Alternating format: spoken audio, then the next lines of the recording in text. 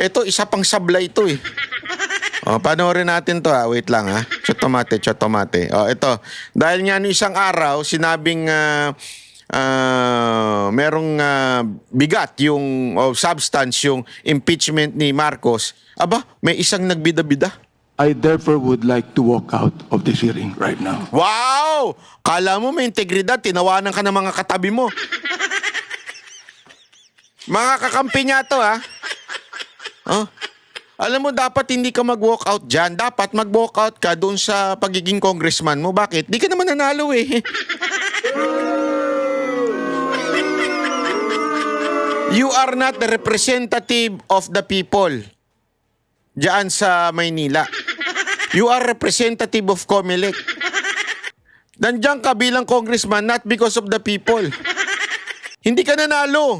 Ang nanalo po dyan yung kalaban niya. Tapos, kesyo nagdemanda, kesyo nag-complain ito, nagreklamo, hindi daw hindi daw Pilipino yung kalaban niya, yung nanalo, yung totoong nanalo, hindi daw Pilipino.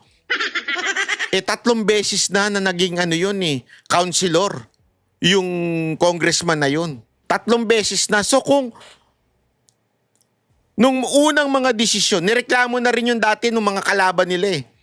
Nung unang mga desisyon, sinabing, Pilipino yan. Kaya naging councilor siya.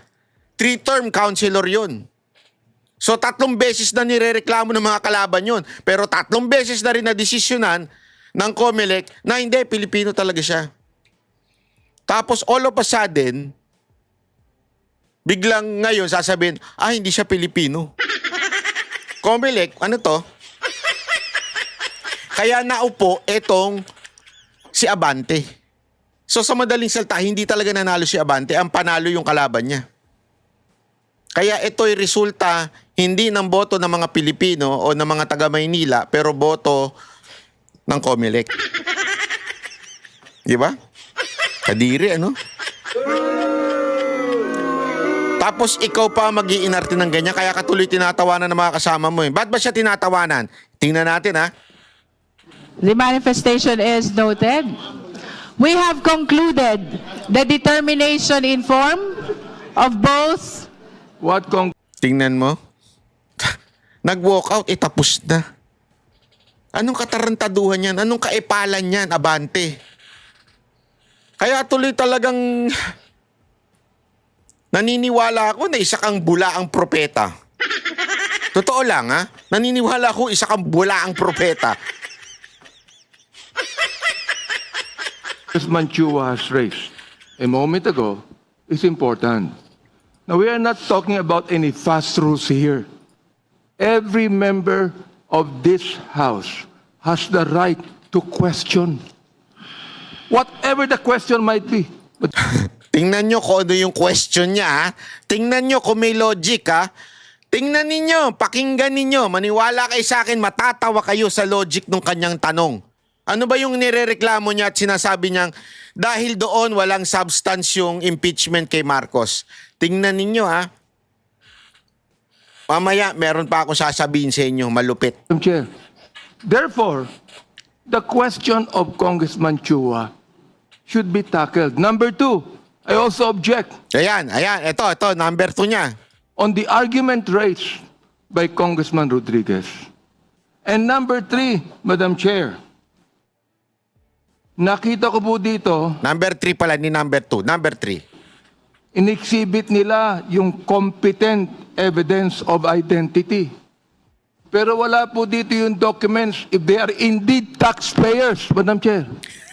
Sapagkat nakalagay sa endorsement, they should be taxpayers. Therefore, I question if all of these 36 complainants are actually taxpayers.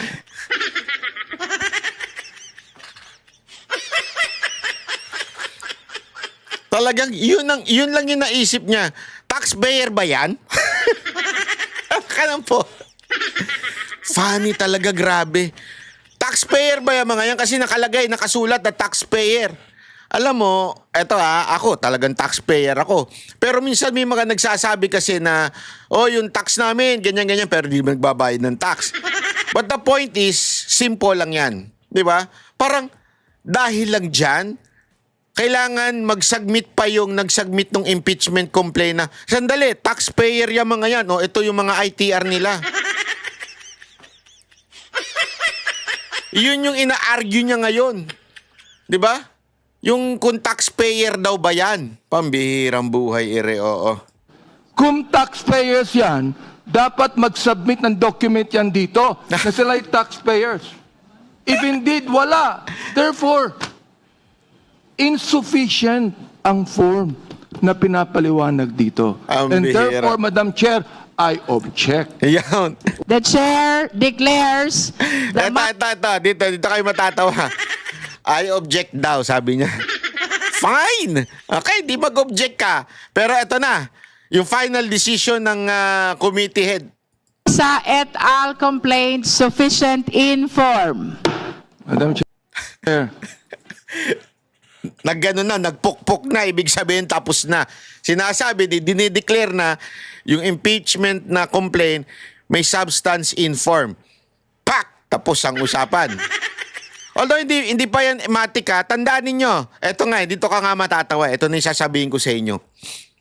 Nakakita kayo ng ganito nung panahon ng impeachment ni VP Sara Duterte? Olat. Wala. Diba? Wala kayo nakitang ganito. Ganon nila pinaspas yung panahon ng impeachment ni VP Sara Duterte. Pero bakit ngayon may ganyan? Kasi due process. Imagine niyo kung katarantaduhan ito mga itong mga to. Nung panahon ni VP Sara Duterte, walang ganyan. Pero ngayon, meron. Tapos sasabihin nyo, hindi political move yung ginawa ninyo kay VP Sara Duterte. Sino maniniwala sa inyo mga animal kayo? Diba? Oh. Eto nga Tingnan ninyo to Kasi baka akala ninyo, tapos na. Oh, so may substance in form na, hindi pa. Pagbobotohan pa yan sa plenaryo. Pagbobotohan pa yung mga congressman. Oh. Dati, para bagang walang nangyaring ganun. Ba't ngayon may ganito-ganito? Di ba? Diyan ka magtataka ngayon, talagang alam na alam mong pinaspas nila, tapos magrereklamo sila. Mali ang Supreme Court, hindi tayo dapat sumunod kasi may isang ulul na congressman na nagsabing, hindi tayo susunod kasi separation of power. May pag-ganun-ganun pa, tanga-tanga talaga. Ang separation of power, oo, pero yung function, hindi. Ano ibig sabihin nun? Ang Supreme Court, ang ultimate interpreter of the law. Kayo, tagagawa ng batas. After, kaya nga ganito yung proseso Paliwanag ko lang sa inyo para mas maintindihan ninyo. Di ba, gagawa ng batas ang Kamara at ang Senado, tapos pag-uusapan sa BICAM yan hanggang pag naipasa yan, pipirma ng presidente. Okay? Ibig sabihin, pag pinirma ng presidente, i-execute niya na. Kasi nga, siya ang executing power. Yung nag-execute. Ibig sabihin, nagpapatupad sa Tagalog. Gagawang batas ang Senado at Congress, yung House of Representatives, pipirma ng presidente para maging batas na at i-execute niya na yon. During that period, nagkakaroon ng deliberation, pagtatalo, debate, tungkol sa mga batas, hindi pwedeng makialam ang Supreme Court o yung judicial branch of the government. Hindi sila pwedeng makialam doon dahil trabaho ng mga congressman, ipasayan. Gumawa ng batas. Trabaho nila yun. Yun yung separation of power. Trabaho nila yun. So, hindi pwedeng may hihirit doon. Sandali, ipacheck muna natin sa sa Supreme Court kung tama ba itong ginagawa natin. Hindi. Bawal yun. Kasi nga, there is a separation of power and all the power in making laws ay nandoon sa House and the Senate o yung legislative branch of the government. Nakuha nyo? After nun, at pinirmaan na ng presidente yung batas, that's the only time na pwedeng tumakbo sa Supreme Court kasi batas na, nagawa na. I-execute na, pwede ngayon tumakbo sa Supreme Court. At magrereklamo kami, sandali, this law is unconstitutional. Gaganon sila ngayon. Di ba? Yung mga umagents. Yan yung mga nangyari doon sa anti-terror law. 'Di ba? Yung mga nagreklamo doon. Doon sa national ID. May mga nagreklamo diyan, pero nireklamo na nila 'yon after mapirmahan at maging batas. Doon na nila ngayon hiningi yung tulong ng Supreme Court at sinasabi nila, mga bossing, mali ito eh. Hindi to tama, unconstitutional. Kaya tinatawag nilang unconstitutional. Then the Supreme Court, yun na yung power nila. Sila na ngayon na mag-i-interpret. Ito sabi ng konstitusyon, ito ang interpretasyon niyan, at ito yung ginawa ninyo na batas. Pag sinabi naming mali yan, hindi yan naaayon sa konstitusyon. Wala yun. Yun ang power ng Supreme Court. Pero habang ginagawa yung particular na batas, hindi pa pwedeng pakailaman ng Supreme Court yun. Okay? So, what do I mean by this dito sa impeachment? Kasi nga, natatawa ko, itong nangyayaring reklamo nito mga congressman regarding sa issue ng impeachment ni VP Sara Duterte, dito mo malalaman na talaga napakaraming walang alam ng mga congressman. Napakarami po. Kaya nga itong si Abante dito, hihirit pa siya. Alam mo, hihirit pa siya ng mag-walkout ako. Sandali, huy, tapos na. Walkout kaya nung pumalo na eh. Oh. Ayun oh. I object. The chair declares the Masa et al. Complaint sufficient in form. Pak, desisyon na yon. Biglang may papasok, Madam Chair. The Honorable Abante. It is very clear that there is insufficiency in form. Very clear po yan. And I'm so glad for the rest of those, my colleagues, that supported my objection. And therefore, realizing that this is actually an exercise in futility and a waste of the people's money, I therefore would like to walk out of this hearing right now. Walk out niya, nagpaalam pa. Nga walk out eh. Ito ganito kaano tong tao nito. Nagpaalam siya na mag-walk out plus tapos na. Mag-walk out ka, tapos na. Ewan ko ba kung anong klaseng meron tong tao na to. Magsama kayo ni Soto. Magdebate kayong dalawa. Kung sino mas tanga sa inyong dalawa. Naku, magagalit na naman ito pag sinabi yan siya ng ganun. Hindi ko naman sinabing tanga ka eh. Ang sinasabi ko, kung sino sa inyo ang tanga ni Soto. Tanungin nyo isa't isa.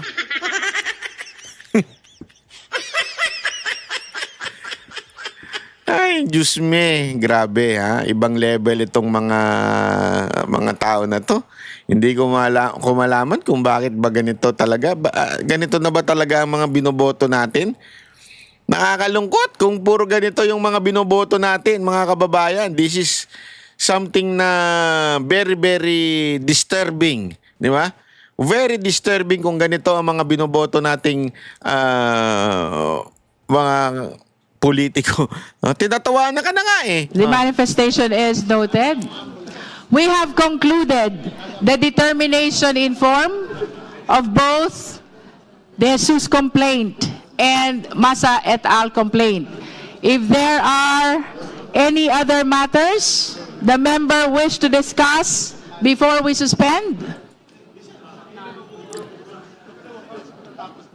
No other matters? There being no other matters to discuss, Galit the ka! meeting is suspended. Di ba?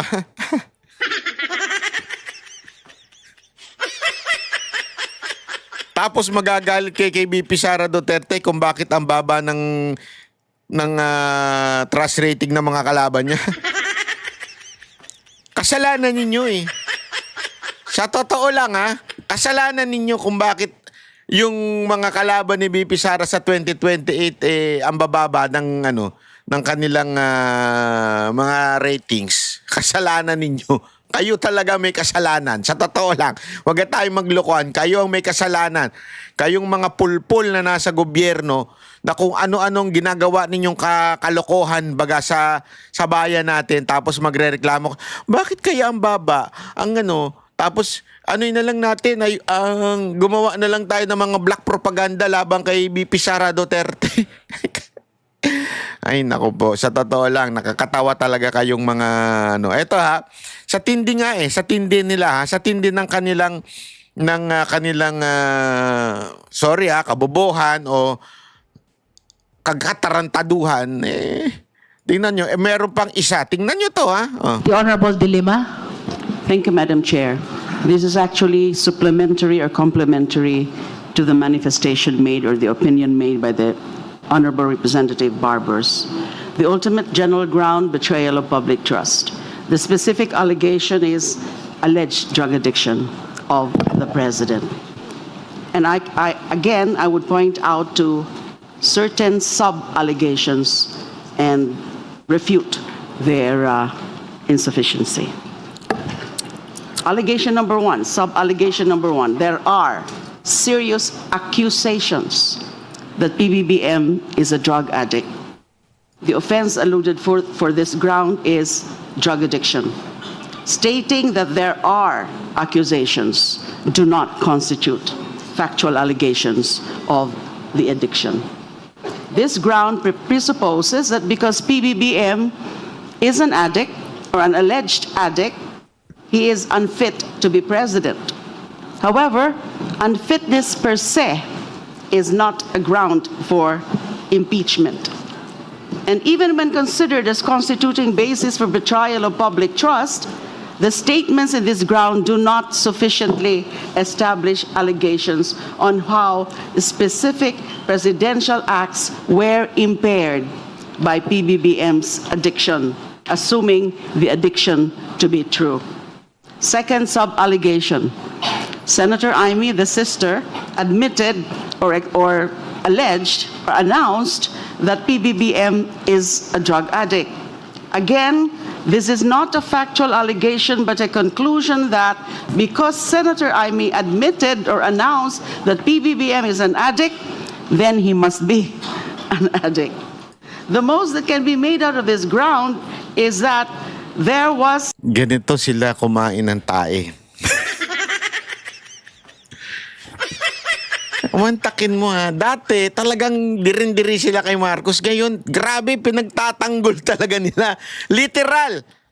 Binablock nito ni De Lima yung impeachment dahil sinasabi niyang hindi sapat eh. Hindi. Yung pagbibintang, hindi sapat yun. Kaya hindi totoo yan. Ang lupit, ano? Wala ka nakakita ng dating talagang anti-Marcos ngayon. Wow! Kulang na lang talaga. Mag-abang ka sa puwit at saluhin mo yung ano eh. betrayal of the public trust because of PBBM's failure to disclose his addiction. However, the recital of allegations to this ground is still insufficient in terms of showing the nexus. Kasi yun po ang importante. The nexus between the facts raised or alleged and betrayal of public trust. Public accusations of PBBM's addiction, Senator Imy's claim of PBBM's addiction, PBBM's refusal to submit to a drug test, and his silence on accusations of being an addict still do not constitute the factual allegations necessary to satisfy the legal exercise in the formulation of causes of action that, assuming that they were all true, they establish betrayal of trust. Another sub-allegation is the PBBM is a drug addict because he refuses to submit to a drug test. Again, this is a conclusion and not a factual allegation. Nasabi ko na rin po, that kind of an allegation is still insufficient. The fact that he refuses to submit to a drug test. Another is by being silent. Sabi sa complaint. By being silent on his drug addiction, PBBM betrayed the public trust. For me, Madam Chair, this is a non sequitur conclusion and not a factual allegation.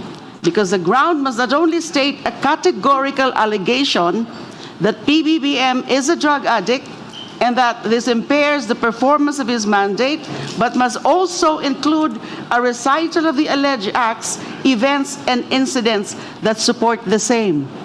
How do they say, or how do they know, or why do they claim that it impairs his judgment?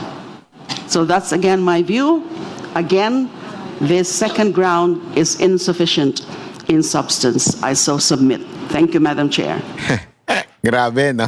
Hindi mo makalain di ba? Hindi mo makalain na ganyan ang magiging tono nito mga to, no? Mantakin mo, dati itong mga anti-Marcos, pero grabe ngayon, ano? Ganyan na sila. Pinagtatanggol, literal. Oh. Ano ba? Bakit? Dahil ayaw lang nila kay VP Sara Duterte. Yun ang totoo.